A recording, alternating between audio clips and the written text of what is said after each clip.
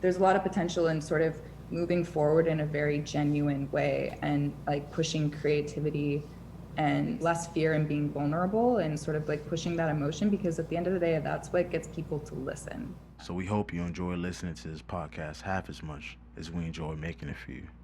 Because we had a ball. Only real content is going to last. All that other nonsense is here today and gone tomorrow. Welcome everybody to Navigating Now. Today we have Jenni Stablein. Welcome to the show. It's very nice to have you. Thank you for having me. Of course. We're going to hop right into it. Jay, first questions? Yeah, so just to kind of give the audience some context, I wanted to ask, how old are you? I just turned 30. So, Congrats, by the way. Congrats. Great. Yeah, I can't say I feel any different, but I guess I'm supposed to. We'll see. Well, that was going to be my next question, so. Yeah, not quite yet, but we'll see. They say you feel young at heart forever, but I'm sure it'll catch up to me at some point. It's all mental, for sure. Yeah. 30 is still young. Yeah. 30 is say definitely that. still young. Yeah. But yeah. So, writing is your passion, and I wanted to kind of get right into it and ask you, like, what are your thoughts on connecting writing to your career? Kind of like something that you always enjoy doing. Is that something that, like, you wanted to monetize always, or still, or what are your thoughts on that? Yeah, it's a good question. I feel like writing was something that I always did since I was a child, and it almost was like a therapeutic practice at first, and I think that it starts that way for a lot of people. Right. But it also starts as this way of connecting with people, like, in school, and you sort of start to realize, like, oh, I can crack the code. Like, not only am I understanding the language, I can also produce my own form of it. And there's something really exciting about that. And this is like, pre-entering the career world. And then when you enter that world, you're like, oh, here's this skill I have, this like hard skill that also incorporates soft skills. And it can apply to a lot of different industries. And for me, I sort of started in fashion and then sort of like moved on to wherever the biggest opportunities were. But only recently have I sort of like gone back a bit and been like, well, what was my true passion? Like, what led me to writing in the first place? And it's a tricky thing because in terms of monetizing, it's like it's such a vulnerable practice, but I do believe that that's sort of what comes with any type of passionate career, whether it's the arts or it's the sciences.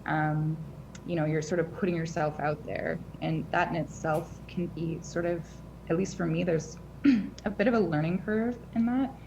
But in terms of writing and passion and career, I do feel that they're sort of synonymous, because writing, is sort of about documenting life, and life is really just about a bunch of passionate moments, whether it's good or bad or in between, Right.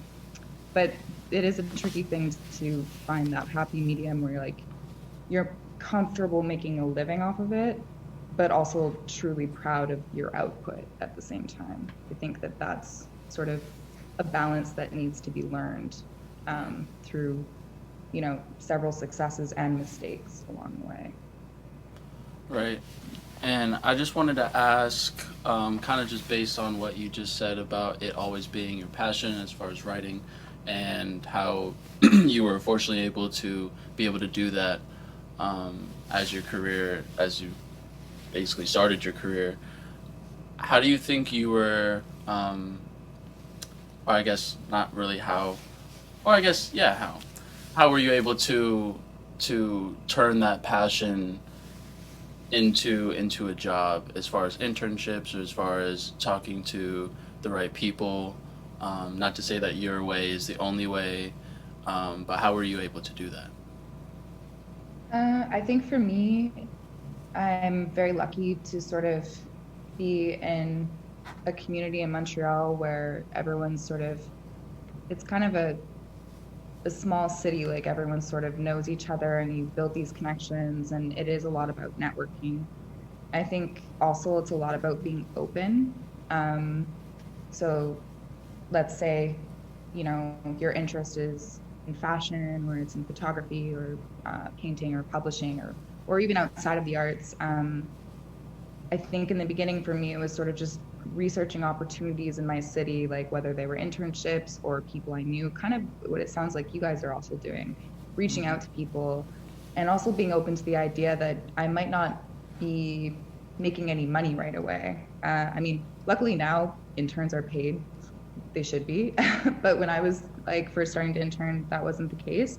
And for me, it worked out in that certain connections I made in these internships remembered me and came back years later. And when they moved on to other companies, I really think just being open, still protecting yourself, but being open and just always working hard, people recognize that and they remember you, whether it's like 6 months later or 6 years later. They're going to remember and be like, hey, maybe that person is looking for work, or maybe that person can help me with this one specific project, kind of a thing. Yeah. Right. So that leads me into my next question is, what do you think has been the most important skill that you've acquired and used through your profession? I think hands down for me, the most important skill has just sort of been developing emotional intelligence. And I know that that's kind of a buzzword in sort of the business world, but it's really real and true, and it extends to all relationships, whether they're working or not working. But for me, in terms of like a career landscape, developing some level of emotional intelligence, so I'm talking about like listening skills and empathy, communication skills. It really doesn't matter what job you're doing or what role you're in. I think it equips you with the ability to listen and learn, one thing, and to connect with people like on this level that it doesn't feel like you're social climbing. It feels like you're socially connecting, you're making an effort to understand another person, understand another connection, as opposed to sort of using it, absorbing it like a sponge, and then throwing it out later. Because all of these things like build up inside of you, and they're all these experiences that you carry with you to whatever job you have. Like, I worked as a busser in a restaurant for years, but I can say that a lot of those skills that I learned have like helped me out exponentially in any other job that I've worked since then. And I can see it in the difference between like people who've never worked service jobs and people who've always worked office jobs and have been concerned about, moving up the ladder. They don't handle certain things as well, or they don't communicate as well, or they don't handle stress as well. And so I just believe like in terms of like, emotional intelligence, having a certain level of empathy and communication as like sort of your core driver in terms of work or otherwise. Yeah, I agree. That's I think those are great leadership qualities. Really. I also want to throw in there gratitude. I think gratitude is also very powerful in any profession and whatever you do. Being able to step back and just be thankful that you're still here. You know what I'm saying? Absolutely. Being able to do the things that you're able to do, and you'll just look at the situation as just looking at it as far as with an abundance mindset instead of a victim mindset, or you don't think you're going to be able to do it, not enough confidence type of thing.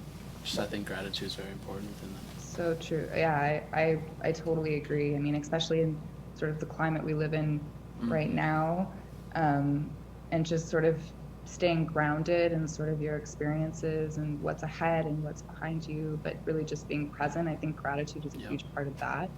sure. And so sort of one of those like working skills, like you can kind of see yourself slip away, like get like Mm-hmm. stressed or overthink, and then you kind of have to like really make an effort to put yourself. I know at least personally, I struggle with this sometimes when I'm like, wait a second, okay, Right. life is good. Look around you, like, Mm-hmm. you know, absorb your setting, like where you've been, what you Right. have. And I don't mean like consume, you know, like, you know, this table or whatever. I mean like your community, your friends, your Right. friends, Your family, yeah, your all of those things. your passion. Mm-hmm. Yeah, good point. So yeah, I want to go back to the writing a little bit Mhm. and ask you kind of how do you think in an increasingly digital age that we can continue to embrace writing?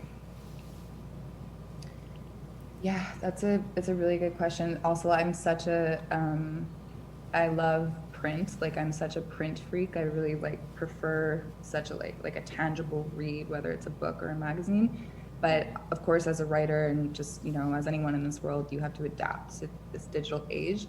And I think personally, I was resistant to it at first. I didn't like the sort of way of reading, and like, and then I kind of got involved. I was an editor for a couple of years at like a tech media startup, and I started to learn more about like, well, how do we engage readers with design and things like that. But in terms of actual writing, I think that now more than ever, it's super important to um, deliver really well written, passionate pieces, whatever the medium or context or subject matter is, because there's so much excess of information. I think in terms of the digital age, I think writing should be thoughtful. It should not hold back on emotion, but it should be super forthcoming with facts. Um, and in terms of like the medium, I think, you know, I can read, come across a caption on an Instagram post or, you know, even just like a tweet and be just as moved by it as a New Yorker essay or, you know, a book of short stories by a contemporary author. There's a lot of potential to for a lot of people, whether they're, you know, on paper successful writers or just someone who's interested in writing and sharing their voice and their perspective. There's so much potential uh, in improving our output in terms of like, I mean, there's a lot of great writers out there already. That's not at all what I mean to say, but there's a lot of potential in sort of moving forward in a very genuine way and like pushing creativity and sort of um, like less fear and being vulnerable and sort of like pushing that emotion, because at the end of the day, that's what gets people to listen and to be interested. That's how we connect with one another, whether we Right. agree or not, you know? Yeah, I really feel like that's the challenge with even my generation and generations coming after us as far as our low attention spans. And it definitely shows in the type of content that we are more likely to engage in and watching YouTube videos that are rather clips of highlights of something rather than watching the entire hour and a half game, and that's just like sports. But even when it comes to knowledge or it comes to fashion or entertainment, comedy, even, everything has just been kind of condensed. So I think it's really been the challenge of content creators, that be writing, video, whatever it is, to use that short amount of time to make it more powerful. I think Vine was honestly the very first thing that like really pushed that concept of, all right, you have 6 seconds, Right. like make it compelling. You know what I'm saying? Make it Well, viral.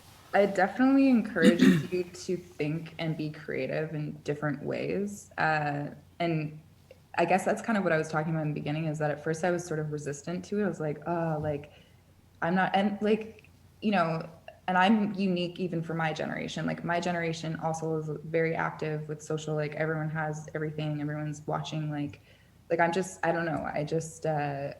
I was late to the game and I don't even know if I'm necessarily in the game yet, but I find it fascinating. And I love following people who like are really good at it, like Vine or Mm-hmm. even just like I have a friend who's like a pretty successful YouTube star, and seeing her career blossom and like how she had to sort of craft her content to keep people engaged is so interesting. And even on my end as a writer, yeah, like the way that I'm usually writing for clients is in like very short, you're always keeping in mind that everyone's reading on mobile.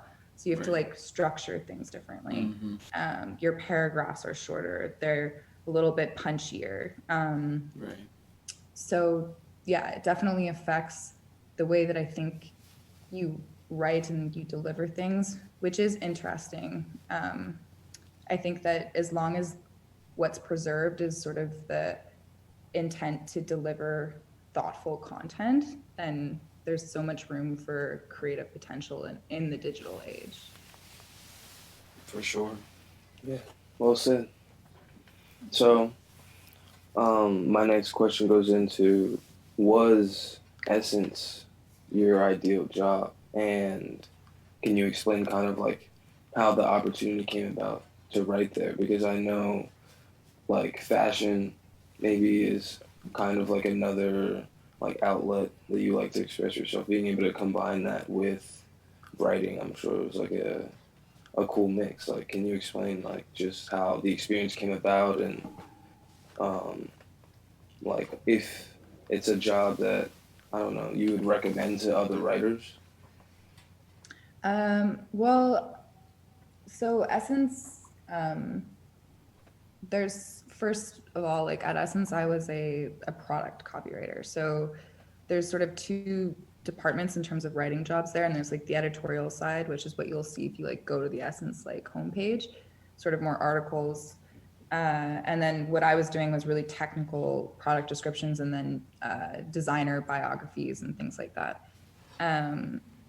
For me, I was very happy with the job when I received it. I got it through kind of what I was mentioning earlier. I had done an internship years before at another fashion house, and someone who I worked with there was then working at Essence, and they sort of just reached out to me and asked if I was interested.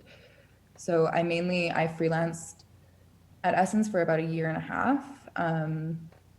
The most interesting part about my job was that as the copywriter for product, it means that literally every single piece of product going on that site goes through your hands. So I got to, for the first time, actually like experience and see and feel these pieces, and sort of follow seasonal collections, like just, with everything at my lab, which is just insane. So, my interest in fashion probably started when I was like 15, looking through Vogue and looking at all the advertisements. And this was like, oh, here I have like Gucci and Balenciaga and like all Prada, all these like amazing house designers. When I was there in like, I think it was 2017, like everyone was super stoked on Vetements. Street like designers were really like on everyone's minds. So it was cool to like follow these trends. I would recommend that job in particular for someone who really like loves fashion and loves following the trends, because there is something really special about being able to interact with all these pieces beyond just like, the computer screen or a magazine ad. And in terms of writing and fashion, like there is, it was a really cool job to sort of explore the back end of all these designers in terms of what are their influences, and sort of being able to map out the themes in bigger house designers, and then sort of like the fluctuation of trends by season, and like what inspired them, because to me that's what kind of writing about fashion is that you're digging deep and you're getting down to the root of understanding like what are the influencers of these designers. And that's the coolest thing about fashion. That's like what I loved about opening fashion magazines when I was younger, is that each designer is like a portal to like a whole new universe of interest, you know? It could be like a philosopher that they're referencing. It could be biographical. It could be someone who's referencing like their upbringing, like in a different place. It's sort of the layered perspectives that I find are really cool about that. And Essence does, because they carry such a high volume of designers that are both kind of leaning towards like very trendy things you know will sell, and also giving a lot of like up and coming designers a chance. That was really cool to see, for sure. Yeah, I bet. I just wanted to ask, for the audience sake, if there was anybody that was listening that